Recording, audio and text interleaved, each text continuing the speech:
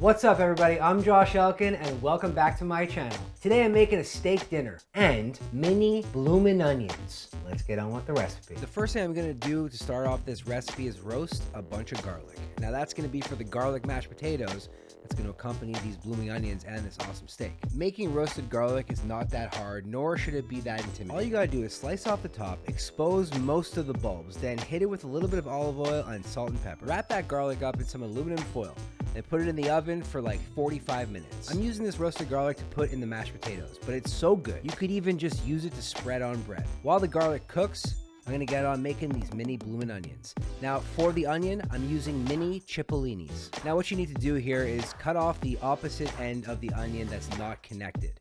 Then you wanna put it down on that part and use the part that's connected to keep the onion in place. Then make incisions in a triangular fashion.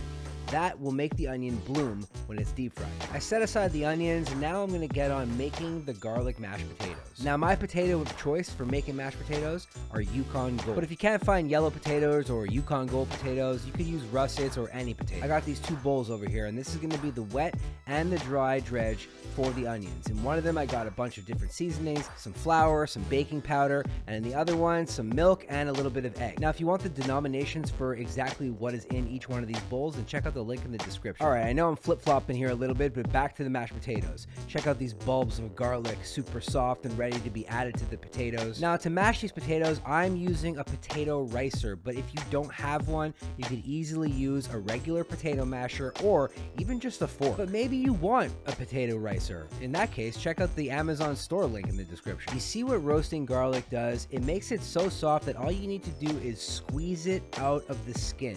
That's it. In this pot, I have the potatoes, the garlic, I'm adding a little bit of butter, and for added creaminess, I'm adding some cream cheese. Now, you don't want to wait too long. You want the residual heat of the potatoes to sort of melt all the ingredients together. Then just put it aside until it's time to plate. Now onto the steak sauce, which in this case is going to be bearnaise. Chopped up shallots, a little bit of melted butter, some egg yolk, and some tarragon. What's tarragon? Well, it's got kind of like a black licorice flavor, so if you don't like that, maybe you won't like this sauce. But if you've never had bearnaise sauce, then maybe you're willing to go on this flavor journey with me, and in that case, give it a try. This isn't one of those sauces that you can just add to a bowl and call it quits. You need to make a double boiler. The double boiler will help mix all the ingredients together and slowly cook the egg yolk so you're not eating raw egg. All right, quick checklist. We have the tarragon, we have the shallots, a little bit of vinegar, mixed up with the egg yolks, then adding the melted butter. Now that everything's mixed together, add it on top of the double boiler and let the residual steam from the water in the pot slowly cook the eggs. Proceed with caution here. If you get it too hot, you might end up with scrambled eggs and then you're gonna have to start all over. Time to dredge and fry the onions. First thing you wanna do is add the onion to the wet dredge. Make sure that it's fully coated and let the excess drip off and add it to the dry dredge. Make sure to try and get that dry dredge inside every part of that onion. Yeah, it's a little tedious to make these little mini bloomin' onions, but the results are glorious. Add them to a hot pot of oil or a deep fryer and fry them until they're golden brown. As soon as they come out of the deep fryer, make sure to hit them with some salt. Oh my goodness, if you're not looking at the screen right now and wanting to reach through and pop one of those bad boys in your mouth, then I'm not doing my job properly. Before I cook this steak, I want to just say a little disclaimer. I'm not one of those people that is going to tell you there's a right or wrong way to eat a steak. If you want to eat it rare, go for it. If you want to eat it well done, go for it. Me personally, I like medium rare. I also just like to use a little bit of salt and pepper, and the reason that is because in this case, we have a sauce, and you don't want any extra seasoning getting in the way of that beautifully delicious bearnaise sauce. And as I say that, I'm making another sauce. This one is not for the steak, however. This one is for the mini bloomin' onions. It's got a little bit of Worcestershire sauce, some black pepper. Ooh, it's good. But if there is one thing I should tell you about cooking steak, after you're done cooking it, please let it sit. You want the juices to redistribute. If you cut it open right away, all those juices will seep out of it and it'll lose a lot of flavor. And there we have it, garlic mashed potatoes, steak with bearnaise sauce, and of course, mini bloomin' onions.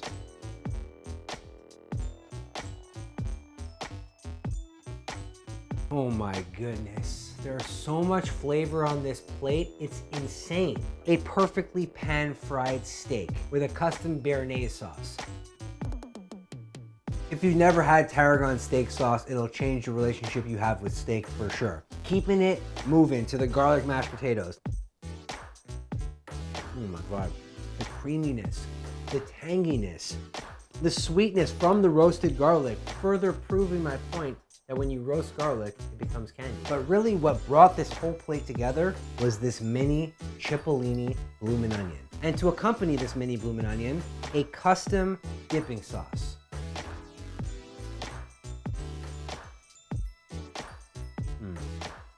Wow. But you might be saying, where do I get the recipe? Obviously by checking the link in the description, or you can just frequent recipechampions.com. It's my website that I try and publish at least one brand new recipe just like this every single week. I have so much more food to eat and I'm so excited. Remember to hit that like, leave a comment, turn on notification, and hit that sub button. I'll see you guys on the next recipe. Bye.